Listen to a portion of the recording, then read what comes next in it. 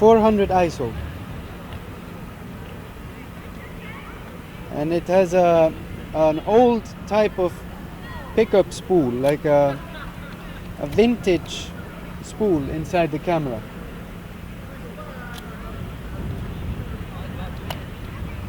And that's why it's better without the sun.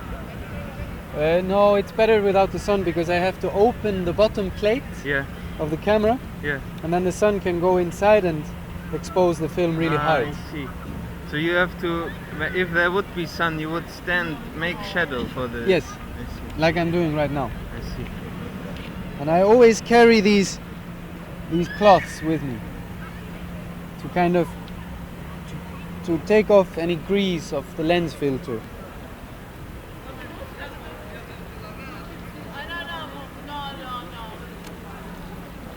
That was a really nice picture I got there. But it had some shine in it, you know? It had these sunny clouds, and then this strange device on top of the building. But I'm not using a very big, big film. It's a small format. It's 135mm film. So the resolution I have in distant subjects is not that high. It's more like, you know, I think you can definitely see details. I'm using a very good lens, a 50mm lens. So you have detail. Well, of course you have good detail in the picture, but some of the distant, the faraway things don't have much surface to it. It's better for portraits and objects that are a little bit more close. Then we can really see texture in the picture. What fascinates me are like strange materials and surfaces that are maybe architectural qualities, like what the city consists of, what material surrounds us in everyday life. So for example, this here, the strange colors, this kind of interests me. Information in the street, you know, where it's, even though there is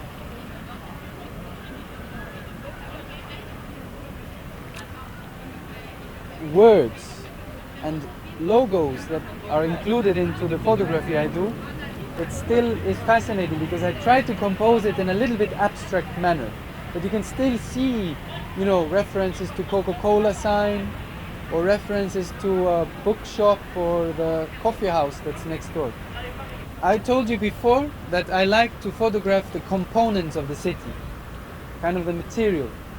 And I think that's something that's quite, you know, rare. It's this being in the material rather than seeing it from the outside. Because I could stand here with a big field camera and photograph this scene without having anything to do with it from far away where you could see all the elements. But instead, I'm participating in this environment and I'm a part of this, you know. This is my world and I photograph it sometimes because I don't find this fascinating. That's kind of a drive in my photography. I like to photograph photographs. Have you taken an image of the color sign that is at Ansbachstraat? Yeah. Yes, well, and it was in the background of a picture of mine.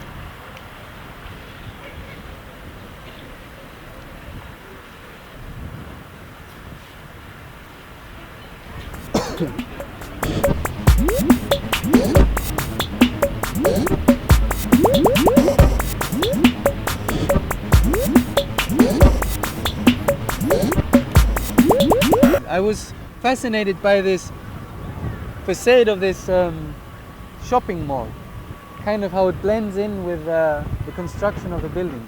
And now I'm kind of fascinated in this, you know, these fences around the tree and around the building, kind of these fences that don't have any purpose.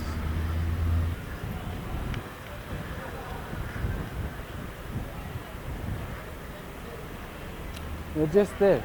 You know, I observe this tip here of my camera to see if the film is really loaded. If it spins, then the film is really loaded. So I can give an example. So if you observe here, when I rewind the film, Yeah.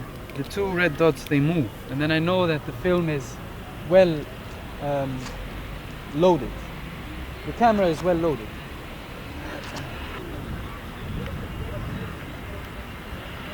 Here is another example. It's this tree. F16 to speed 250.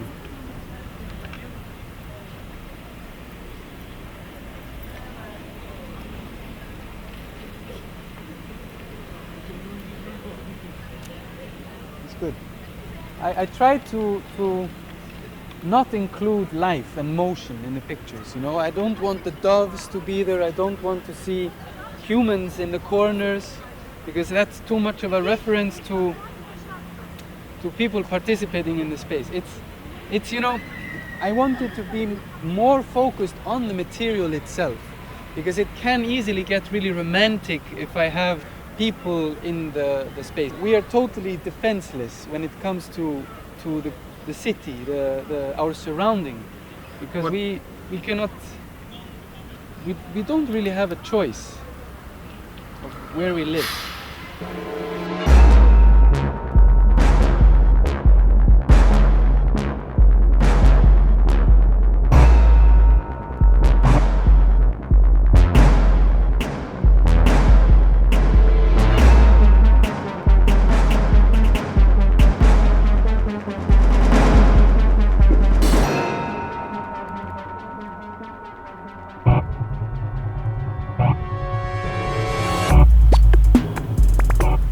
Traces of humans in space, that can be interesting, like this Arizona bottle. I recently saw a performance by Martin Sponberg, a Swedish performer and choreographer, and he used these Arizona bottles in his performance, and it's kind of like a nice trace here. You can even. So right now you are inspired by that man. Yes, because it's also kind of like a part of my diary. You know, I have a story behind the content of the picture. Kind of, I choose to. Through that performance. Yes, it's something real. You know, it happened. Uh-huh. So this trace here helps you to connect to that performance that you saw. Yes, I was very inspired by that performance. And recently I also discovered the drink itself, you know, how it tastes. And it doesn't taste bad. You know, it's a little bit difficult light condition here. I'm exposing the film here in the sunlight, and then I also have the shadow. So it's a little bit tricky one. How much light is this? There. What is the number that pops up? The f-stop. It's about 16 in direct sunlight, but I exposed it at 16 and also at 11. And I think that should be enough, but I don't really like the green background. What if your own shadow is in the image? Yeah, then I become a part of the picture. That's kind of has been done a lot of the time, you know, in the photography history, where the photographer puts himself kind of into the picture. We can try it. But it all looks the same, you know, I don't like it. Yeah, you mean it's too... It becomes all the same picture. Yeah, I see. It's you do that idea one time. It's this identity. It's like I'm present in here. I really like this machine.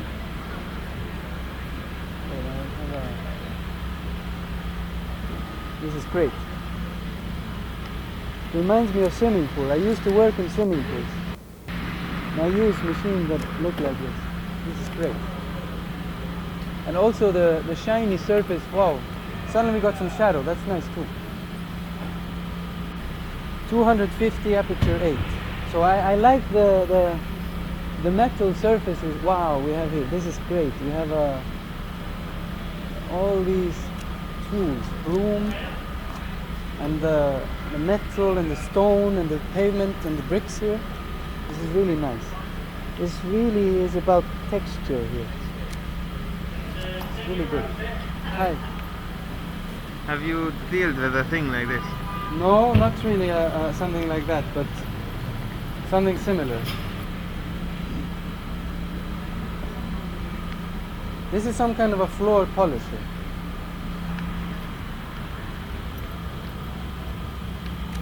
Okay, but now the sun came. It might have been overexposed. This is also nice, you know. It's the you know, elegance, the modern elegance, what's considered of quality, the choice of fabric and you know, design. Yeah, this is great. You always think about the human in the relation to the dead images that you make. Yes.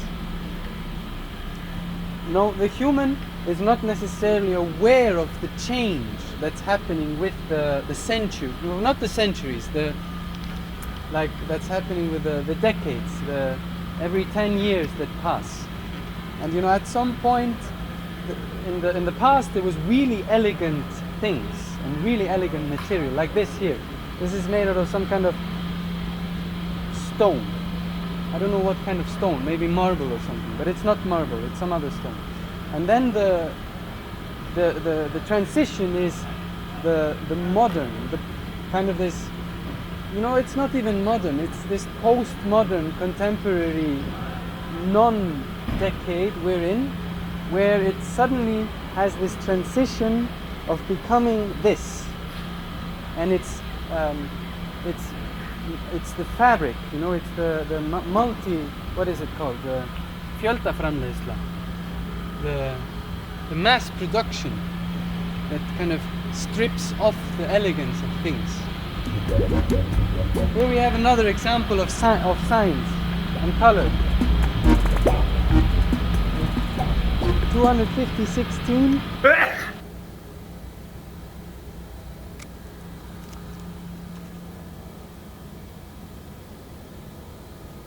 The lifestyle I've chosen by photographing these subjects.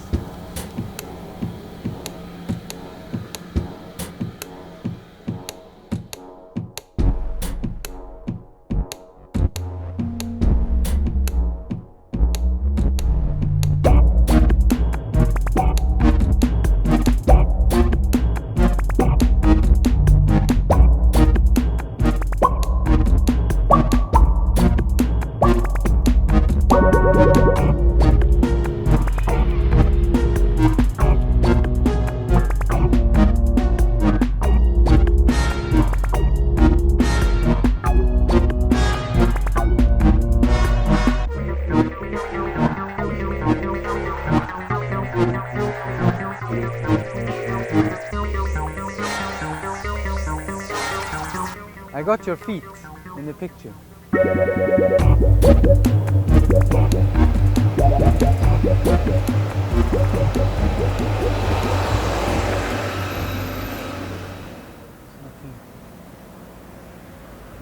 Yeah, this is also nice. Trash.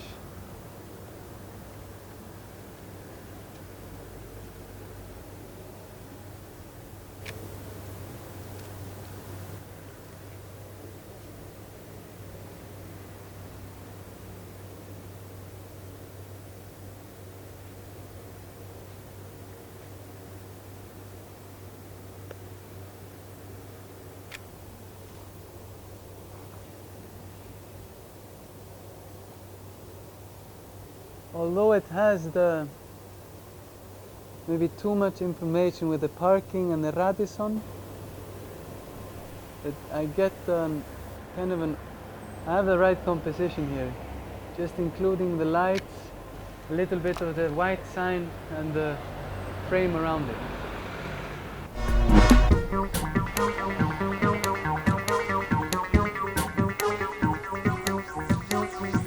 Flowers in corner. That's a classic.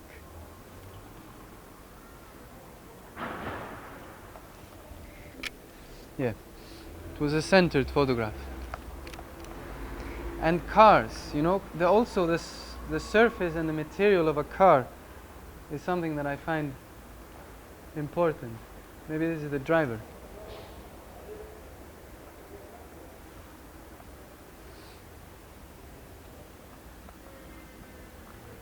Yeah, I don't feel like photographing this car.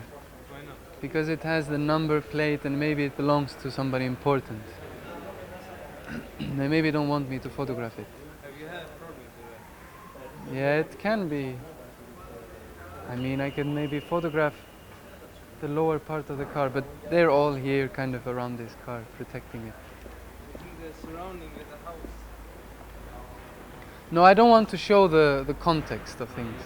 It's more about this materiality, the reflection. Here, for example, this is good. This sign with this marble. I cannot be in the way of the light. Four.